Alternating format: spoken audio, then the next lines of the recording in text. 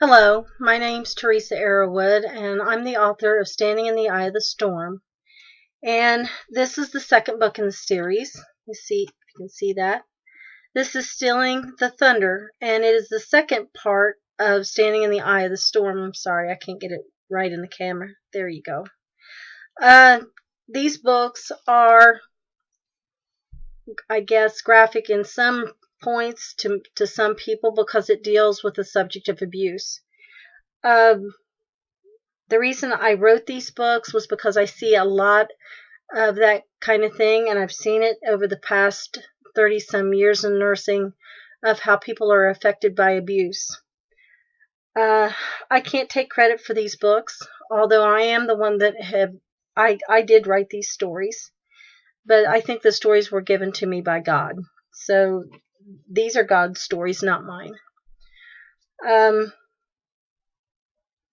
I would really like to see these books be taken out and actually used for good.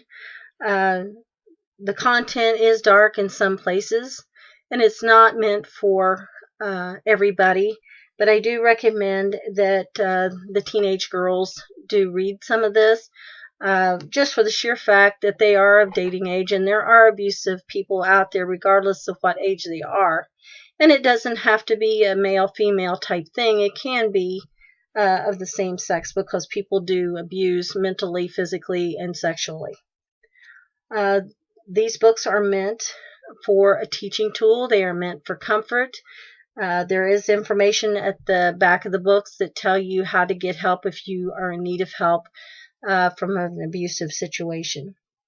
I thought I would give you a little bit of a treat out of these books and give you an idea of what they're like. And maybe read an excerpt out of the book. I'm not much of one to read in public. I don't read out loud much, so if I stumble over some words, even though they are my own writings and I know what's here, I ask you to be patient with me and just kind of listen to the words. We'll start with the prologue, and if it goes well, I may end up putting a chapter or two online just to give you an idea of what they're like. Okay. This is the prologue, and it tells of what happened before Carter had lost his parents. Alonzo Moretti Davis was looking sharp in his black tux as he stood waiting for his wife to kiss the children goodbye. They had waited for this night for the last few years. Miriam didn't seem to trust any one person but the children, and it made it difficult for them to go out alone. Tonight was different. Alonzo had the perfect venue picked for their anniversary. He had looked forward to it and planned it down to the second of each activity he wanted to share with her. If it had been up to him, they would have taken at least the night to spend together. They hadn't been alone since before the birth of their son. He missed the time he had been able to be alone with her, but he loved that she embraced motherhood.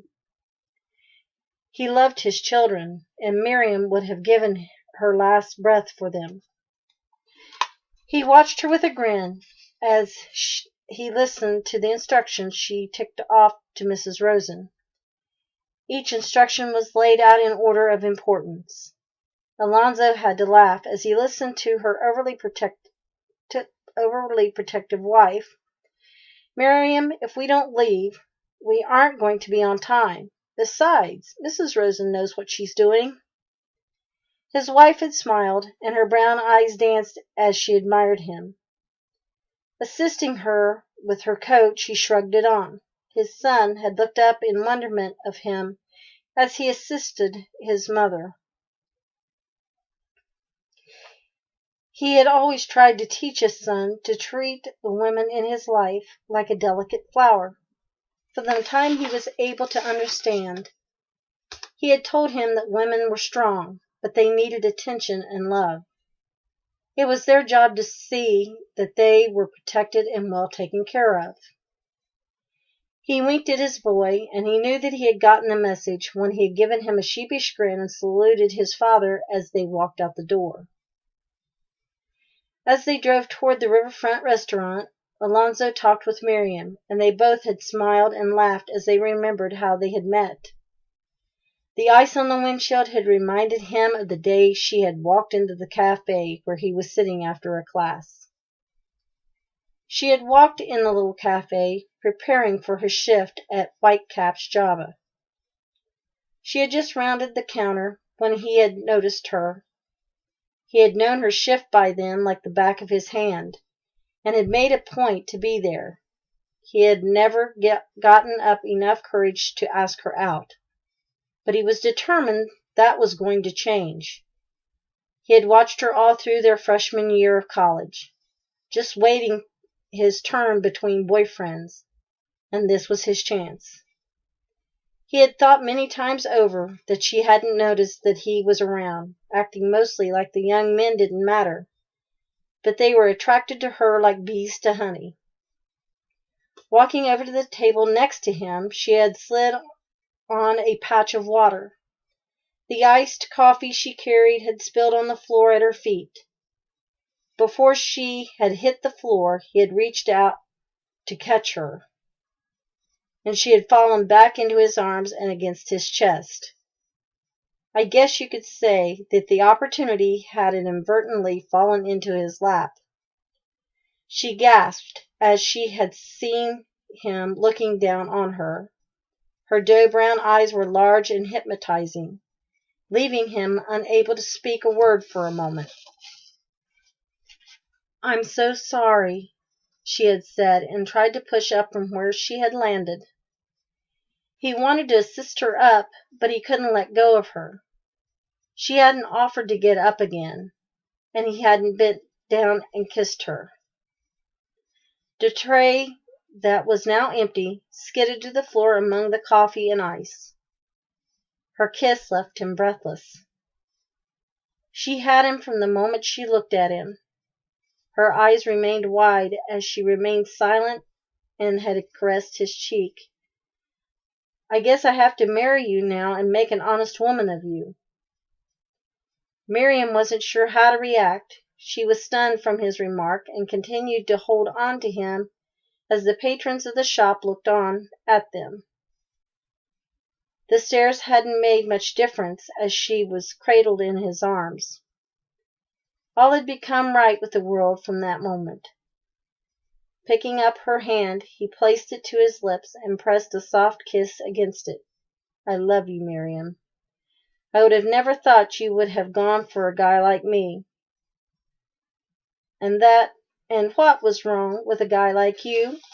Miriam had prompted him. "You know, I didn't have much at the time, and I was so backward." "Yes, but that was the part of what made you so charming. The material things didn't matter to me. I would have gone out with you any time. You hadn't noticed me before that day in the cafe," he laughed. "You were too busy with Bob, Bill, whatever his name was, Brandon. And yes, I was. You just hadn't ever gotten around to asking me out." "Well, I'm glad I did. I can't imagine my life without you." "Or I you." Miriam squeezed his hand as he studied the road in the darkness of that winter night. "What do you think of Elijah? Isn't he becoming the charmer?" "He's a carbon copy of you, Alonzo, even at his tender age. I'm surprised that the little girls aren't falling all over him. You have taught him well." "Yeah, the lady killer," Alonzo had laughed, and he could see the smile on his wife's face from the corner of his eye. "I just hope when he grows up he knows how to love and appreciate a young lady." "I'm sure that you will teach him well. You haven't done so bad yourself. You are the charmer, Mr. Davis." "Well, it wasn't because my father was there to teach me." "You can't blame him, Alonzo. He was just a boy when you were born. My mother was a young girl without any support, but she managed without him. My father doesn't even know where I am or my name. I'm not sure that he's alive. All he ever did from the time I remember was drink. Give him a benefit of the doubt. It wasn't easy to raise a child at his age. Mama was 15, Miriam. My father had a responsibility, and he walked out on us. I'm surprised that I turned out as well as I have. Alonzo reached over his chest and adjusted the sidearm he had strapped against him, and continued driving through the snow and slush of the semi-dark night. The lights approached him at a rapid speed, and as he had tried to adjust his thinking of what was happening, he had placed an arm over his wife as if she were a child. Miriam had not noticed as she was placing lipstick over her pale lips. Move! Alonzo gritted his teeth as he had seen there was nowhere to go but off the road. The driver of the car was headed straight for them. The high beams of the light reflected on him as it illuminated the interior of the car like daylight. Hold on, Miriam, Alonzo had said in a cool voice. Her scream had filled the car as it skidded. Alonzo had tried to veer it out of the path of the oncoming vehicle, but it had been in vain. The car hit a patch of ice, and it had thrown them directly into the other car's path sideways, being hit on the passenger side door. The impact had thrown Miriam over into Alonzo's lap, snapping her seatbelt in two pieces. Alonzo had tried to protect his wife as he held to her, trying to steer the car out of the path of the driver. He had died instantly. The car had pushed once it was hit into a ditch. The impact had broken his neck. Miriam had survived, but only for minutes, after the crew arrived to retrieve her from the twisted vehicle. The last thing that she had said prior to her death was Elijah's name. I hope that you'll pick this up and read it. If you haven't read the first book, please read it before you read this one. And like most readers, please don't read the last page. It gives things away, and you really need to read the rest of the book. Drop by at Amazon.com and pick them up today. They're $2.99 for Kindle version, and I believe that the paperback versions are $15. The prices may vary on different sites. Thank you, and I appreciate your following.